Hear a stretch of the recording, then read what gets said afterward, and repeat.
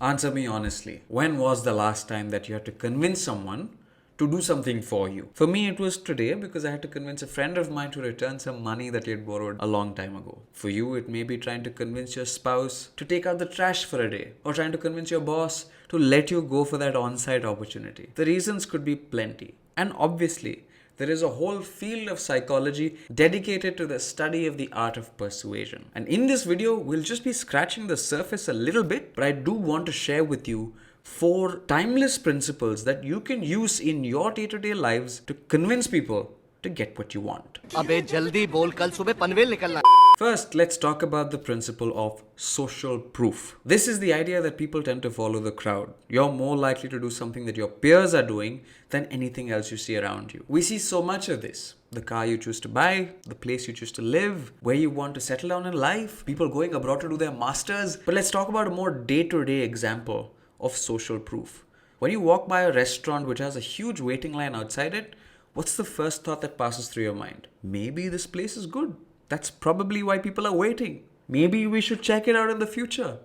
That is the first thought that passes through your mind. It goes on your wish list immediately. That's what you call social proof in action. The way you use the principle of social proof in your context is to show your audience, whoever you're talking to, that your idea is the popular idea and the person you're speaking to is wrong in not believing it. Next up is the principle of reciprocity. This is the idea that when somebody extends a favor to you, a favor of kindness, even if it's a small, tiny one, you feel like you owe them one. You feel like you need to repay that favor. For example, think about the time you were in a mall. You were walking past a small food store and the lovely waitress at the food store invited you to the store and said, "Do you want to try out a free sample of these brownies?" And you say, "Sure, why not?" And you try out those brownies. And even if those brownies are half decent, not great, half decent, you feel like you're more inclined to actually buy that product. If you walked right past that store and you hadn't looked, you would not have thought about buying those brownies. But all of a sudden, because you tried out that free sample,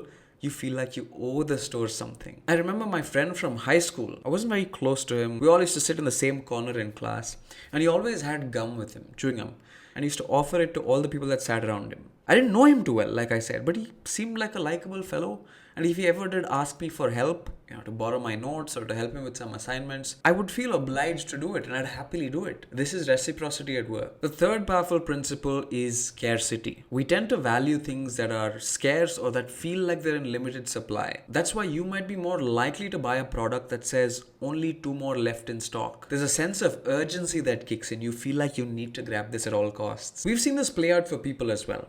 Think about that director or VP at work who doesn't show up to all events. But when they do show up, people tend to take notice and really listen to the things they say. To use the principle of scarcity in the things that you want to say, make it sound like there's a sense of urgency. By the way, in case you found value in anything I've said so far, do consider subscribing to my channel and liking this video. Hit like on this video, really, because it's free for you and it really helps me out. Trust me.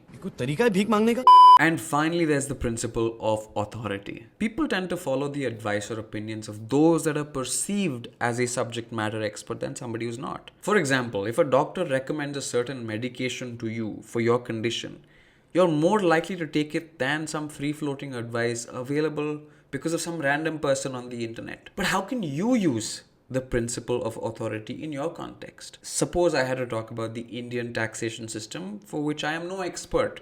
Will you believe me? Of course not. You shouldn't. But if I cited some facts about the taxation system taken straight away from the Government of India website, all of a sudden I'm believable. That's how the principle of authority works. You don't have to be an authority on the subject, but you can cite an authority. So how do you persuade someone? Let's summarize everything that we've spoken about so far. To summarize everything in a sentence, you can use social proof by making your idea sound more popular. You can use reciprocity by doing something kind for someone. You can use scarcity by emphasizing on the limited nature of your product or commodity. And you can use authority by citing an expert in the field that you're talking about. Of course, there's much more to the psychology of persuasion than just these 4 principles, but these give you a taste of what we are talking about. And remember, just because you understand some of these timeless principles doesn't mean you misuse them, doesn't mean you manipulate people. Use these powers, these newly gained powers that you have, use them for good. And an area of study that is deeply linked to the art of persuasion is the art of personal branding. creating an identity which speaks on our behalf in a compelling way, even when we're not the ones speaking, that's personal branding. If you want to learn it, I've created a crash course kind of video. It's a video that's only 12 minutes long. It gives you an end-to-end perspective about what personal branding is. I'm going to link this at the end of this video so that you can check it out.